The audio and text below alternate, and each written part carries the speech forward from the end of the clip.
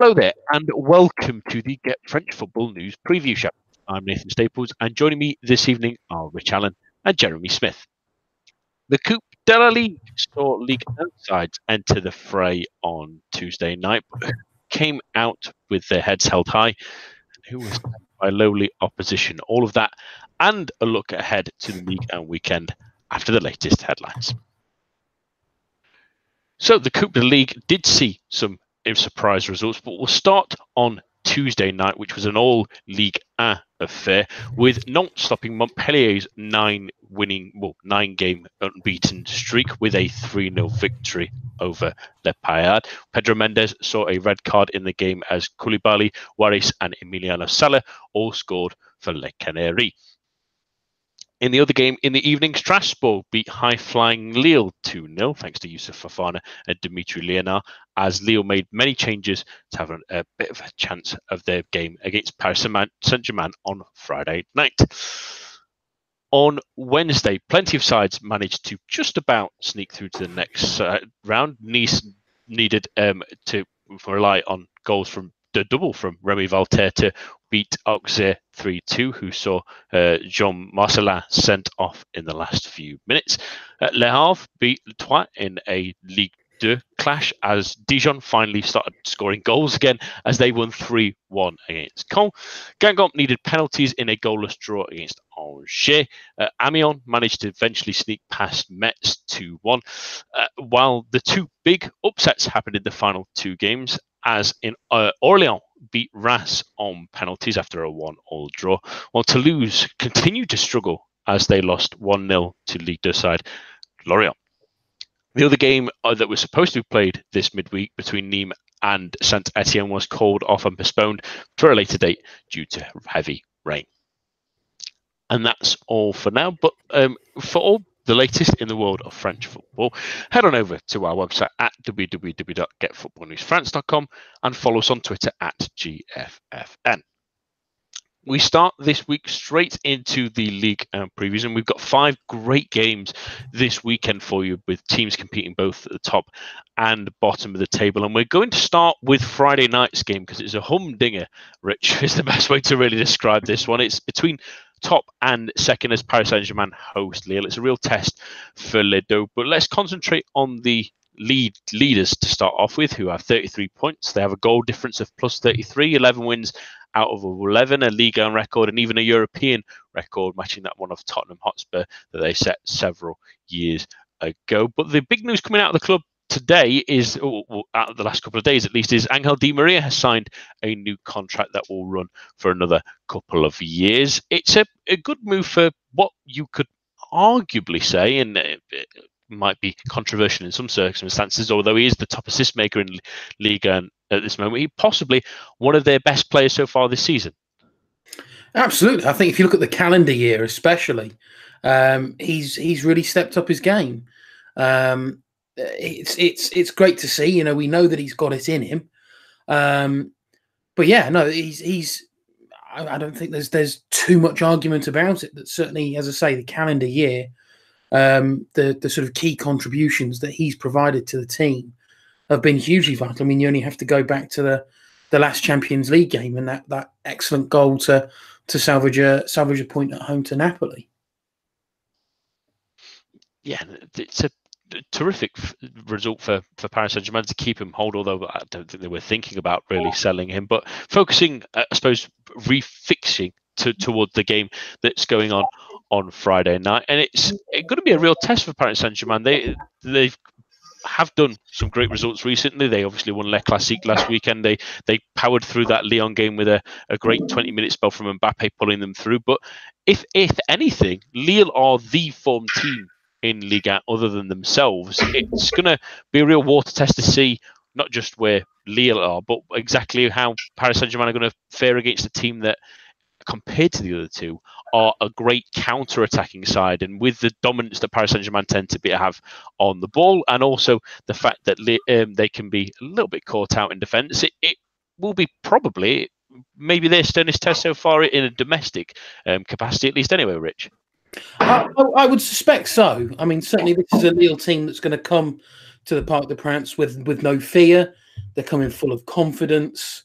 As you say, they are, at the very top of their form. They've got individual players who are playing some of the best football we've seen from their careers to date. They've got a manager who's sort of been there, done that, and in Galtier. So everything's set up that you think, yeah, you know what, Lille are going to put up a very, very stern test for PSG. You look back over recent history, and that would perhaps rubbish that claim, but this is certainly a different Lille. Obviously the Lille of the last couple of years have been perhaps the Lille that have slightly struggled. We then go, the sort of iteration before that, and it was a very defensive, very stoic Lille side. This is a completely different Lille side now. This is a Lille side where, dare you say it, you're almost back to the style of play when they won the title. It's a very attack-minded, very direct style of play, built on a solid foundation. But, that trio of players that we've spoken about so often this season, Pepe, Kone and Bamba, will cause the PSG defence a huge amount of problems. We're still not 100% sure whether Tuchel will maintain his three-man defence. Kimpembe will be out due to suspension. Doesn't look like Thiago Silva is going to quite be fully fit yet. So bearing in mind how well that three-man defence looked, and certainly I think you look at the likes of Era, I think he certainly plays better in a three-man defence. Stanley Nsocki excelled in that similar formation in the Classique last weekend. And certainly it allows you to get the likes of Bernat and Meunier on either flank to get forward that little bit more. But this is a Lille side, as I say, they're not going to come to the park frightened, scared, worried about how many PSG are going to score. This is a Lille side that should be coming. They're going to be full of confidence. They're going to should be out of the traps pretty much straight away. They're not going to, we've not really seen it this season either. They're not going to just sit there and allow PSG to come onto them. That's not how this Lille team plays. Conversely, of course, it's obviously a huge test for Lille. It's their biggest test so far, but they've been thrown tests already this season. They've faced Saint-Etienne, they've faced Marseille, and pretty much blown them out of the water in both games. I think the only thing to say with Lille maybe is the last. Obviously, we sort of write off the Coupe de la Ligue because of the changes that were made, but the last couple of league games against Dijon, against Caen, they've perhaps not quite been at their best. It's certainly shown a different side of Lille. It's shown that scrappy, will play poorly but still come away with a 3-point style, which is great. But that's perhaps the one slight worry for Lille. But to look back to PSG, of course, they've got a massive, massive Champions League game next week that surely some of those players and Tuchel himself is going to have one eye on. So I think it's important that if there's any sense of that from any of the PSG players or from Tuchel, that Lille really do look to exploit that.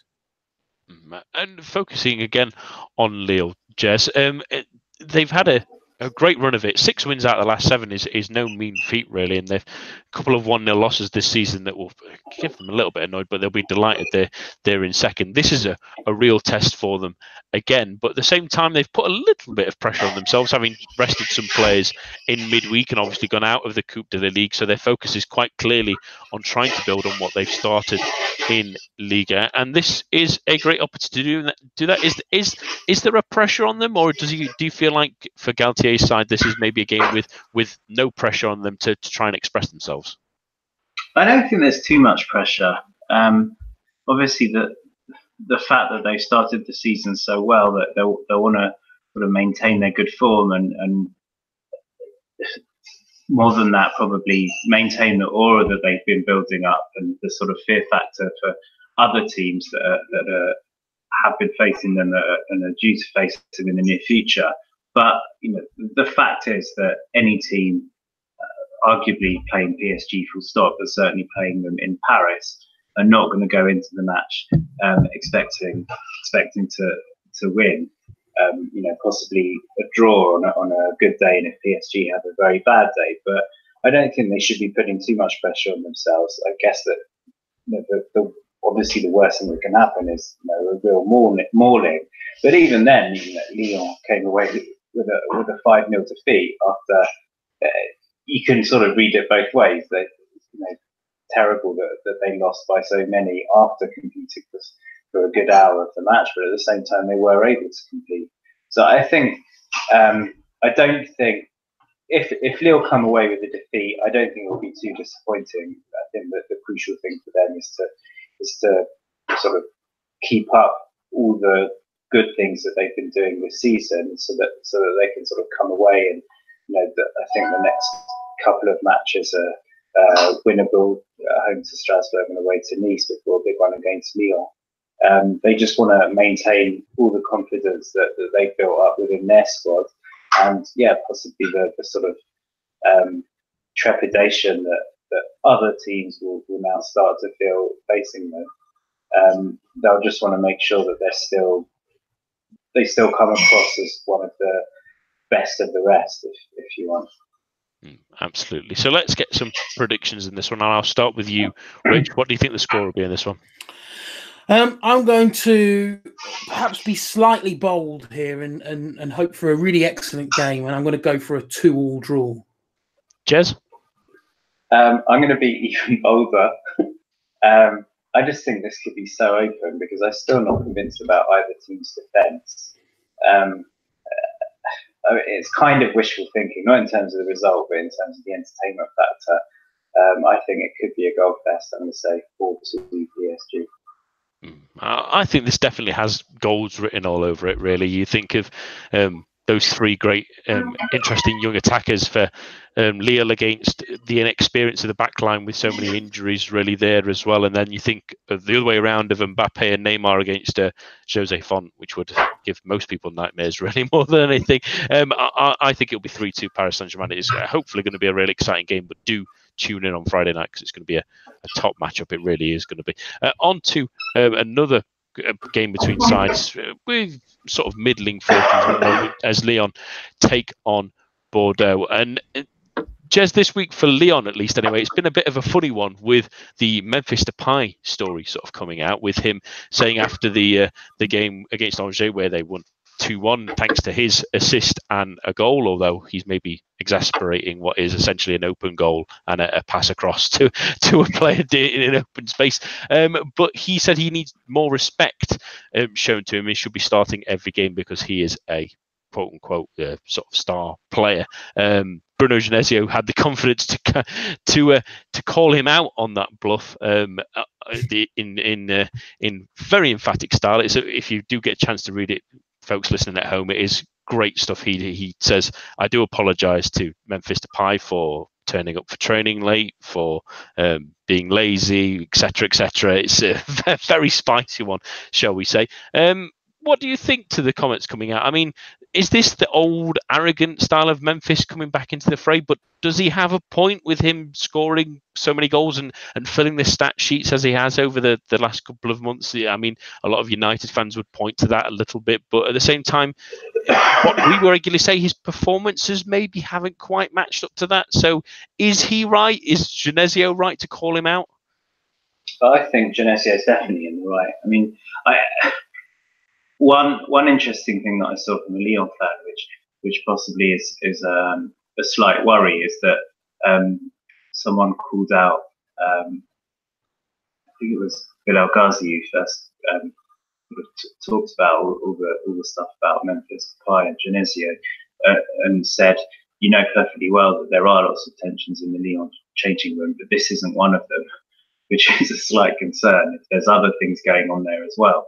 But I think that Genesio handled it very well. I think he put Depay in his place, which was quite right. No one's bigger than the team, but if even Mbappe and Neymar, maybe Neymar is, but if even Mbappe isn't PSG, as Tuchel very effectively pointed out at the weekend, then certainly Depay isn't bigger than Lyon. And I think hopefully in the long run it would be a good thing for Genesio, because obviously his authority has been questioned or undermined enough times. So I think this is quite a strong statement on his part. And if, as the other rumours are true, that a lot of the other players are getting a bit tired with Depay's antics, then there's another good move by Genesio to hopefully bring the other players a little bit closer to him. I think, as you said, Depay finished last season fantastically. To me, it's what I always call the Mark Viduka effect, just approaching any transfer window or any end of a contract or something, suddenly he remembers he's a professional footballer and puts a bit of effort in. I think Depay was clearly angling for a big summer move and suddenly decided to put in a shift and proved what a good player he is. But I don't think that's ever been in dispute. It's always been his attitude and his motivation. And I think up till now this season, if you look at his Ligue form, it's not that impressive. And I don't think that he was in such a position of strength to Malvo. Even against Hoffenheim, and even though he scored, criticising his teammates for not holding on to a lead, he had a pretty bad first half as well. So I think he's on very dangerous ground, and in a way, it could play to Lyon's advantage because it could sort of push the rest of the team closer together, and even from Depay's point of view, it could sort of make him even more adamant that he is the main man, and maybe he'll try a little bit harder to prove it. So it's a bit of a knife edge. It could go either way. It could cause more problems there. They always seem sort of close to a crisis, but I don't think it should affect them too much going into the next game. Yeah, certainly going to be an interesting one, really. I don't think he's the main man. I think there's someone maybe on the injury table that might claim to that at least anyway when he returns. But they do have an interesting game at the weekend against Bordeaux, Rich.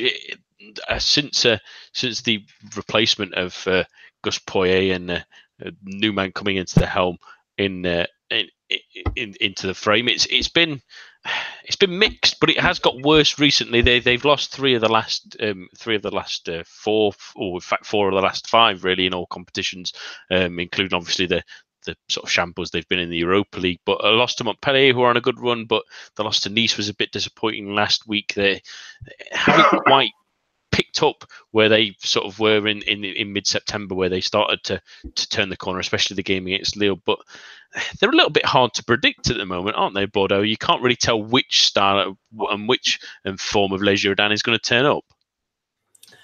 Yeah, I mean they've got the foundations of a pretty decent team. When you actually look at their strongest 11, it's not too bad. There are some quality players there. They've got Costil, who's obviously he's approaching veteran status, but still a very dependable goalkeeper.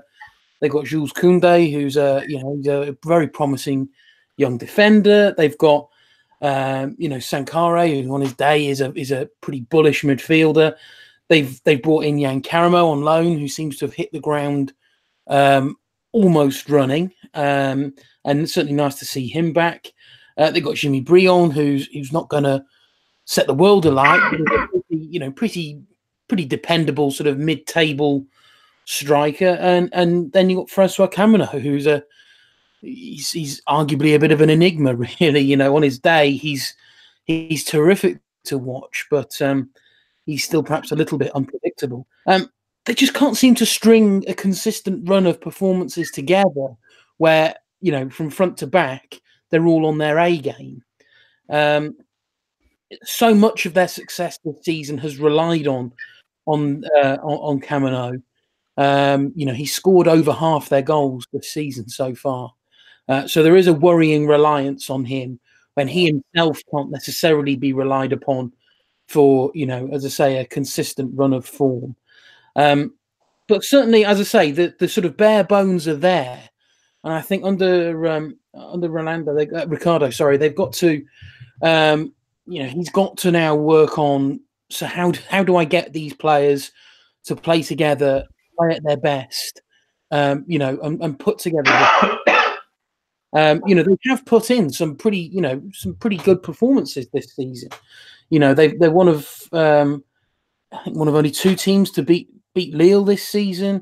They were pretty comprehensive in beating Nantes a few weeks ago. they were relatively unlucky in the Nice defeat. I don't think they necessarily deserve to come away from that with a defeat. In Europe they've been a huge letdown, but Bordeaux in Europe in recent times just don't seem to be a happy mix. They are the classic team that spend 38 weeks trying to qualify for the Europa League, then don't bother with the Europa League to concentrate on qualifying for the Europa League. They are the absolute epitome of that things. But they're such a frustrating team. They've got so much potential in and around that club. They've got the stadium, they've got the history, they've now got the sort of the financial backing. They've got some very good players. It's felt like a bit of a we've repeated this so often that something just needs to click at Bordeaux, and then they can become a team that could genuinely challenge for top 5, maybe top 4. But until that happens, they remain one of the league's most frustrating teams to watch, because you've just no idea what Bordeaux are going to turn up. They could turn up against Lyon, and they could completely dominate them, and they could come away with all 3 points. But simultaneously, they could also come away on the end of a 5-0 thrashing. They're just so difficult to predict. Yeah, and I'm sure that frustrates the fans as much as it does ourselves. Let's get some predictions then, and I'll start with you this time, Rich. What do you think the score will be in this one? Well, following on from that, very difficult to predict this one. I do think that the form that Lyon are in will give them the edge. So I think Lyon will win this. I'm going to go with a 3-1 Lyon win. Jess? I was going to go for the same score, so just to be different, I'll keep the same margin. I'll say 2-0 to Lyon. Yeah, I think it might be a little bit close. I think it'll be a 1-0 victory for Lyon. They still seem a little bit dysfunctional within games. They don't quite accelerate away from teams at the moment. I think that's the problem. It haunted them against Hoffenheim. They only really got that 2-0 victory against Nîmes in the last minute, and they sort of had to power through even with Andre down to 10 men for a long period to eventually get that victory. So I think it may just be a sneaky 1-0 win for the hosts. On to our next game now, and a game that, if you would ask me, a lot of people did ask me about 3 weeks, about a couple of months ago, that Dijon versus Nîmes would have been one of those games I circled because it would have been full of goals a couple of months ago. But for both teams, it's dried up considerably. And starting with Dijon, Jez, it's been a pretty awful time of it, really. They'll be glad they got that 3-1 result in midweek, at least, because while the 2-2 draw at Monaco was maybe a sign of better things recently, at least, they haven't won since week 3 against Nice. Since then, they've had it's a terrible run of it, really. There's 6 defeats and 2 draws, a lot of missed opportunities for goals. They've had 5 games, in fact, where they've not managed to score a goal. Are you a little bit worried about Olivier Delorio's side in the fact that they have struggled to score goals this season a little bit more than last season when they were so free-flowing? Or do you think maybe the couple they've got against Monaco and the 3 in midweek, that maybe they're getting the tractor running again? Yeah, I think so. The whole thing about form is temporary, class is permanent. Maybe class is a little bit strong for Dijon, but I do think they've got a very talented set of players there, and whereas they may not have an absolute out-and-out scorer, and the fact that Tavares is out hasn't helped them, because he certainly has developed into their talisman. I really think that they've got, as I said, a talented group there. He's hopefully coming back into the team, and yeah, I think the fact that they steadied the ship the last couple of matches. It was only a draw in Monaco, but I think they showed character to come from a goal down, to lead for a while, and as you said, just get back onto the score sheet for the first time in a while helps. And then 3 goals in midweek. no one's really sure how seriously anyone's taking the Coupe de la Ligue. So probably not too much should be read into it. But still, 5 goals in a week is definitely going to improve the mood there after such a barren goal scoring run. So and it's not such a bad team to face at home if you're feeling a bit shaky, because Nîmes have actually had very, very similar form recently, going from free scorers to really struggling in front of goals. So I think Dijon should be heading into this match with confidence, and with a bit more confidence than they've had recently, because I just think with the talent they've got on show, again, Nîmes' defence isn't exactly their strong point necessarily. I think Dijon should at some point be able to get it together. So yeah, I don't think Dalio is particularly under threat at the moment. I just think that sort of on the foundations that they built last year and the good start to the season, you'd have been expecting them to kick on, which they haven't been doing, which is a real pity. But I don't yet think that we're talking relegation candidates or Delalio's job being on the line. Yeah, I think he's earned just about a good enough goodwill to last for a fair amount. As for Nîmes, Rich, it's been pretty dreadful for them. I feel sorry because they've had 2 Friday night games recently, and they went 4 games without a goal until they managed that goal against Saint-Etienne. But it felt like in those Friday night games, it wasn't for the lack of trying. Really, you'd see Bouanga and Buzzox did a great assist for the goal that did go in last weekend. Tioub's had a couple of great games as well, despite the sort of fact that they've not got anything in the score sheet. But again, they're another side that it just feels like maybe that one game with a couple of chances that do go their way for a change, and all of a sudden they might start picking up the results again. Yeah, exactly right. I think with Nîmes, it's, as you say, the performances are not poor. They're not playing badly. They're just not taking their chances. They've been relatively fortunate in aside from games at Montpellier and Lyon, certainly in the last sort of month and a half. Aside from those 2 games, which are always going to be very tricky games, although they've not scored, they've not really conceded either. You take out those 2 games, and that in that run since they drew at Monaco, I think that's 4 games. They've scored 2, conceded 2 in those 4 games. So it is a fine balance with Nîmes, because of course we say, all it's going to take is 1 or 2 chances for them to be taken, and all of a sudden they're converting those 1 point draws to 3-point wins. But of course it works the other way as well, and all it takes is for opposition to take 1 or 2 extra chances, and those draws suddenly become defeats. It was the game against Saint-Etienne was a perfect example of their recent form. They played really, really well, but just struggled to take those chances.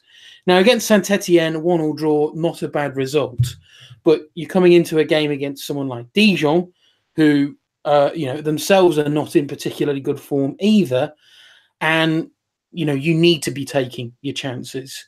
You really need to be looking at these games thinking, okay, we're playing really well, but let's really, really look at converting some efforts here, because we do need to start converting these draws to wins. We do, because the longer it goes on that they're not winning games, it starts to wear a bit thin, that we talk about them playing well, but just not quite having that little bit of quality, and it starts to become a real concern. There are some good players in that squad, and it's credit to Blackheart that he's got. They started off so well. That's almost been the problem. Is you look at those first 2 games. They had that epic game at Angers when they came back in the dying moments to win 4-3 away. Then of course the superb performance to beat Marseille at home, and they put in a pretty good half-hour, 40-minute shift against PSG. Since then, they've sort of ridden off the back of that a little bit, and maybe there was a bit of overconfidence and that's allowed them to perhaps take their foot off the pedal, which might explain the lack of chance conversion. But this will be a very tight game. I don't necessarily think it's going to be a particularly pretty game. I think it's going to be a pretty gritty affair. We don't see it being particularly high scoring.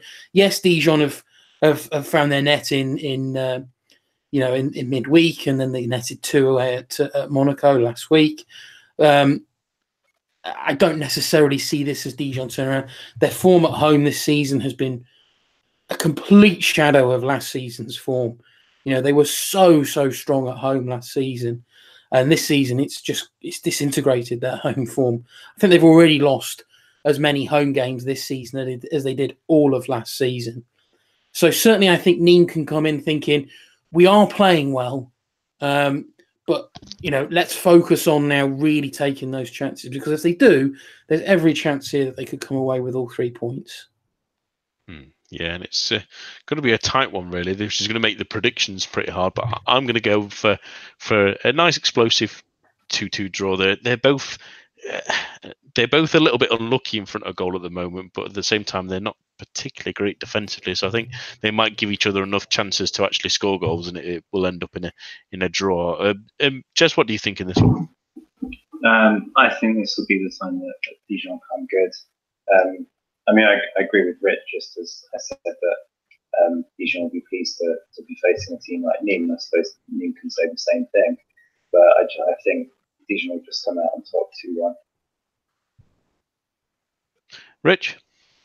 I'm going to be the slight pessimistic one here. I'm going to go for a lower scoring draw. I'm going to go 1-1.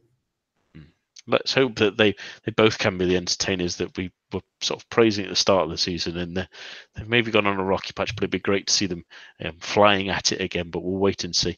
On to the games in Sunday, and there's 2 interesting affairs, but we'll get to a real exciting clash that goes on Sunday night later. That's focused first on Saint-Etienne versus Angers, 2 sides that are fighting at other ends of the table at the moment, although Angers have picked up a little bit, but it's so close in that sort of mid-table to even around about 18th at the moment that you can't really separate them for much.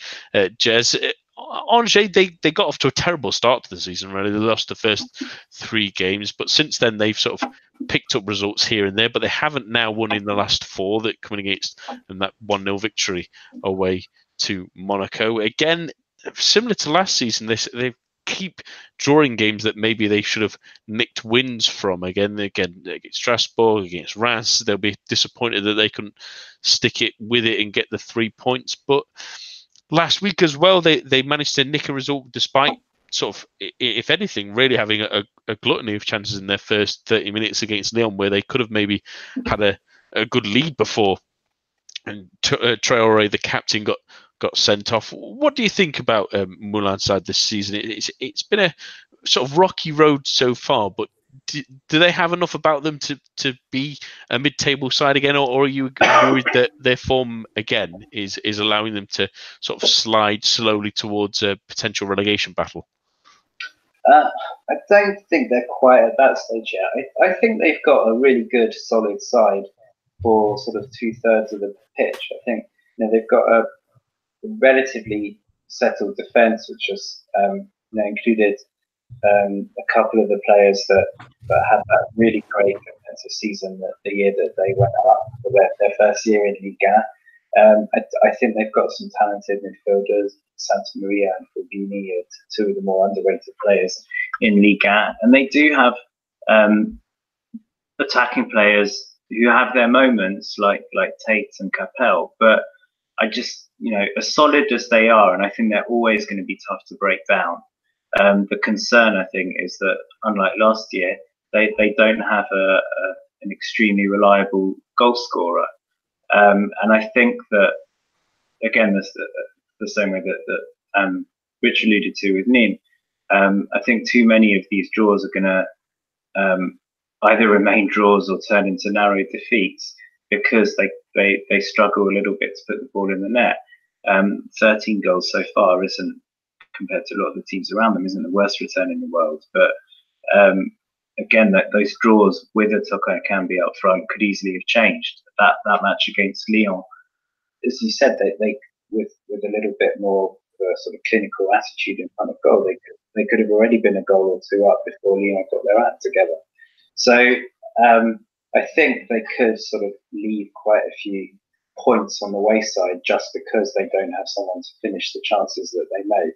But at the same time, I don't think they'll be in relegation danger just because I think, as I said, for sort of 2/3 of the pitch, I do think that they're a really strong outfit who just know each other's strengths, play well as a unit, and are difficult to get past. Yeah, it's a strange one, really. I always thought that signing Bahoken in the summer was a bit of a risk compared to some of the other strikers that were being bounded about. It hasn't really hit the ground running as he did at Strasbourg, and even then he didn't score a great amount of goals. Then it seemed a bit of a risky one, but they do like having a flyer on a run. Quality versus quantity.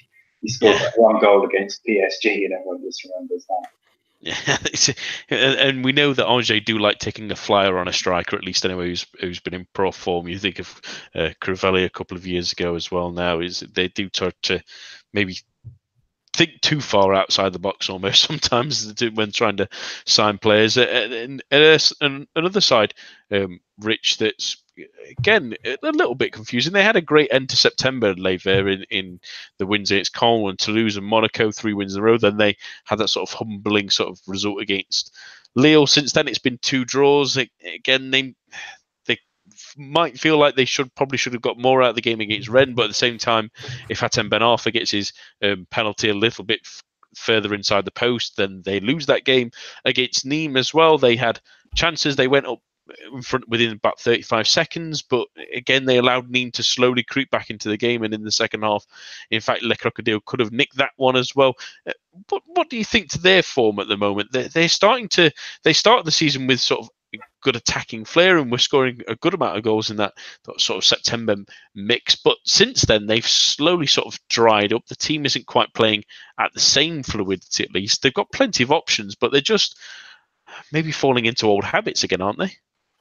Yeah, I think the defeat at Lille has knocked them. I think they went into that game, rightfully full of confidence. They'd had aside from their usual performance in Paris, they'd had a really good start to the season. We're playing some really good football. Went to Lille and were frankly taught a little bit of a lesson by Lille in how to play attacking football. Lille were very, very good in that game.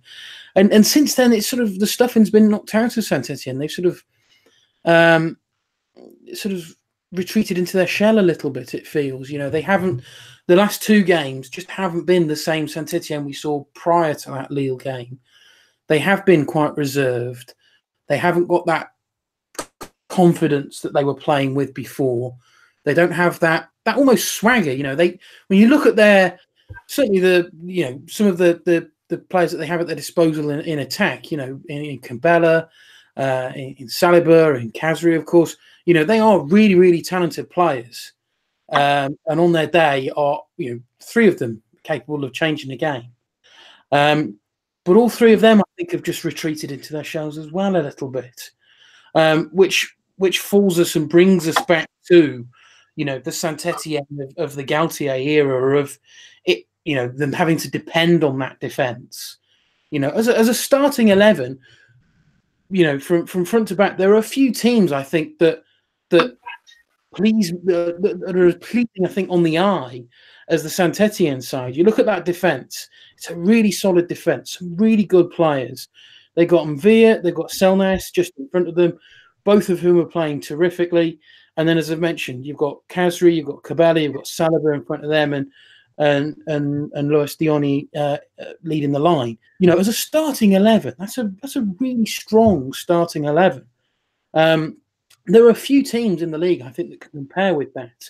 So the pressure is on Gasset to talk to his team now, to sit them down and discover, yes, we lost that game in Lille, but let's learn from it. We can't go, we can't carry on putting in performances that we've had in the last couple of weeks. We know that we can play this really attack-minded, easy on the eye, effective football. because they did for all those weeks prior to that Lille game. So he's got to get through to his players. He's got to get that mentality put back to what it was. We're not talking months ago. We're only talking at the end of September. So it's a matter of 4 or 5 weeks ago. So it's really on I think to work with his players. They've got 2 games now, which on paper are very winnable games. They've got Angers at home, they've got Reims at home before the big Rhone derby against Lyon at the end of the month. So they've got 2 games really to get it right, because they're not going to be wanting to play as they have been playing the last 2 weeks going into that game against Lyon. So I'm expecting a bit of a reaction. I'm expecting it this game. Certainly, I'm expecting it next week against Reims. So, I'm full of expectation for Saint-Etienne that they will turn this round. Yeah, it seems more like a blip than anything. They definitely have got something more about them this season than they had last season. Let's get some predictions, and I'll start with you this time, Jez. What do you think the score will be in this one? I think Saint-Etienne will come back to form and win it relatively easily. I'll say 2-0 Saint-Etienne. Rich? I'm going to go with another 3-1 this time. 3-1 Saint-Etienne. Yeah, I think it's going to be a relatively comfortable one for Saint-Etienne. I think it'll be 2-0. I'm not really convinced by Angers. They've not really got the explosion, and with Traoré being suspended, obviously, since that red card, he's their top scorer and captain and their defensive maestro as well. At the same time, they may be a little bit weaker for that one, and they might come unstuck against Ligue. On to the final game this weekend, and a pretty big one for both sides, really, in essence. It's Montpellier host Marseille, and we were talking about Montpellier briefly on Monday's pod, Rich, that they've had an excellent run of games recently. They obviously lost the game against Nantes in midweek, but I don't think that'll matter very little to them, really, because this is the big game. Finally, Montpellier face one of the bigger contenders, really, than they've been building up ahead of steam up to it, really. They obviously won the derby against Nîmes relatively comfortably, 3-0. They had that little blip with a draw against Guingamp, but a good win against Bordeaux, a strong win against Toulouse as well. This is their chance to show exactly how far they've come, at least anyway, against the Marseille side that may be a little bit reeling still from Le Classique, but certainly the calibre of opponent they want to measure themselves up against on their current run of form. Exactly. At the start of the season, when we looked at Montpellier's summer transfers, I mentioned that in Andy Delors and Gaëtan Laborde, they brought in 2 on their day very good players. It was just that their day was not consistent enough. I have now, so far anyway, been proved wrong because both are in terrific form. Delors hit 5 goals, Laborde has hit 4 goals. Both are looking really dangerous. Both are looking on top of their game. Both, perhaps more importantly, especially with Delors, are looking happy and really refreshed and re-energized on the field. So that's really good to see. We know both of them, but as I say, especially Delors, are capable and very decent goal scorers who just have that mindset that can drift, which can take their form with them. So it's great work for Des Zakarian that he's got both playing so well. And it seems strange to be talking about Montpellier as an almost free scoring team, but you look at their recent performances and they are finding the net consistently and frequently. We'll move on to Marseille shortly, but we've spoken at great length about Marseille's. One of Marseille's biggest problems is their lack of a focal point up front. What they would do for this Andy Delors in their team at this moment in time. They'd kill for that. It's been a really, really impressive stunt from Montpellier. I didn't expect it, certainly. It's been built on that that very strong defense that we saw last season, but in Laborde, in Delors, they've added goals, which all of a sudden adds that new dimension to this team. all of a sudden they can now perhaps start thinking, providing they maintain that form, that front pair, they can now really start thinking about pushing on. They were always going to be okay with that defence. As crazy as it is to still be relying on a 40-plus-year-old in the defence in Hilton, he was still performing. The players around him were still performing. They've survived losing 2 key players in Mukiele and Roussillon over the summer. They've survived that. They brought players in. They're still producing the goods in terms of maintaining that really tight defence. But as I say, now they've got goals as well. They become that bit more dangerous. It's going to be one thing that would be interesting is there's going to be no Pedro Mendes. I think his partnership with Hilton has been, certainly since his move the previous summer to Montpellier, I think his partnership with Hilton has been really strong. And I think certainly at the start of this season, they were arguably one of the pairs of centre-backs that really shone the most. So losing Mendes through suspension could play a part. Will Hilton be able to pick up that relationship with a newer partner in the centre of defence? We'll have to see.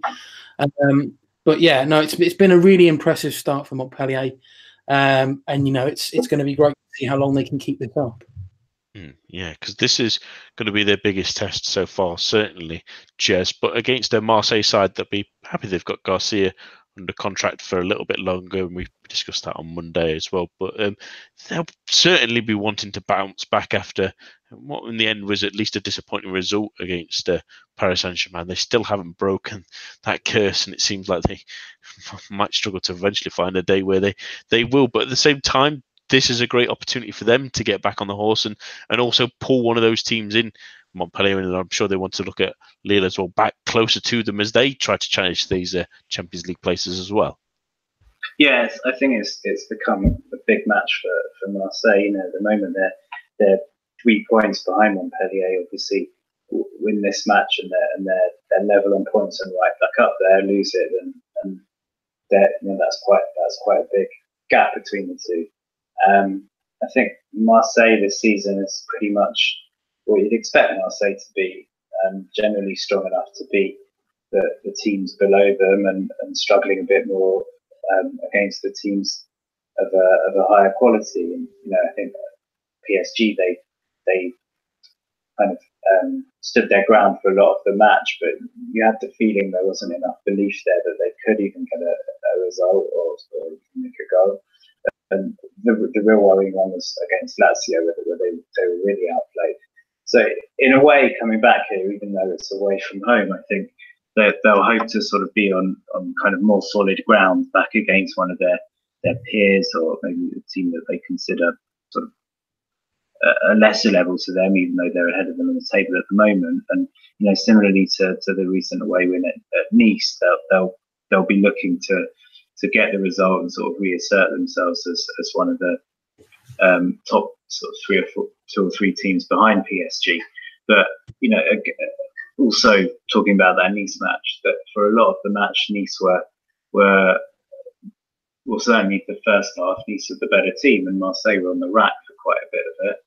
And I think that there's a possibility that could happen again. As Rich said, Montpellier aren't known for their attacking form, but at the moment at least the 2 up front are playing well. You mentioned Roussillon leaving. I think Oyongo has been fantastic and one of the revelations of the season so far at left back, or as an attacking sort of left flank player. And I think they could really pose Marseille problems. As usual with Marseille, that there are some sort of gaps, or certainly some questionable form in the defensive third. And the other problem is up front. Against PSG, neither Germain nor Mitroglou were even trusted to start, and Payet played there as a false number 9, whose role actually was, you could argue his role wasn't even as an attacking role. It was mainly to kind of try to press and stifle Verratti, which was a kind of, understandably, but a sort of negative attitude to go into the match with. I think this one will be different. So I think Marseille have to go into this as I said, as the team that are looking to assert their authority. I just think they may well struggle. I think they will be helped by the fact that Mendes is out. If you look at Montpellier's results with and without Mendes, it's quite a stark sort of contrast. And they're much better results when he's in the team. And I was very surprised that Hilton played in midweek. However fit he is for his age, he is still that age, and you'd have thought he'd be getting a rest and sort of let off relatively early stage Coupe de la Ligue ties. So it remains to be seen whether that will sort of play into Marseille's hands a little bit. So there's reasons for Marseille to be hopeful, but they certainly shouldn't be cocky or anything coming into this match, because Montpellier have conceded only 7 goals all season. They have added an attacking cutting edge as well, and that they're in third place on merit. It's not because other teams played badly. They've played well, and they haven't had too many really tough tests so far. As you said, this is one of the big tests, or the first test they've had this season. But for the most part, what they've done this season, they've done very well, and certainly they shouldn't be taken lightly. Yeah, certainly. It's going to be a really interesting one, given the game they had last year as well. That was really entertaining as well. And Montpellier just feel like a complete side, but this is a chance to sort of push this thing over the edge. And I think they're going to do it. I think it's going to be an interesting game, but a 2-1 win for Montpellier in this one that sort of credits themselves of being maybe not a Champions League contender come the end of the season, but they're definitely going to be fighting for those European places. Jez, what do you think of this one? I was going to go 2-1 Montpellier as well. I'll stick with that. I do think their defence can be got at, but there's just something about them this year, and something about Mandanda and Rami this year as well, that I think that they can still outscore Marseille right now. Rich? I might as well make it a full house. I'm going to go 2-1 to Montpellier as well. I think I just think they at the moment seem a bit more of a complete side than Marseille, and I just think too many times this season we're going to be talking about the fact that Marseille just have struggled to recruit that quality centre forward, and I think this will be another example of how that will be missed. Yeah, close your ears, Marseille fans, when you hear the prediction for this next time. Let's hope it promises to be an exciting game, but maybe this is a Montpellier's crowning moment, at least for their first third of the season at least. That's all for this week. My thanks to Rich, Jez, and all of you listening at home. Do join us for the main show again back on Monday. But for now, enjoy your weekend of football.